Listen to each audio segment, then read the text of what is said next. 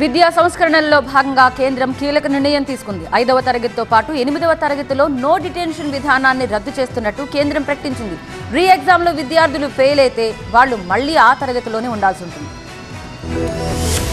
కేంద్ర విద్యాశాఖ కీలక నిర్ణయం తీసుకుంది. 5వ తరగతితో పాటు 8వ తరగతిలో నో డిటెన్షన్ విధానాన్ని రద్దు చేసింది.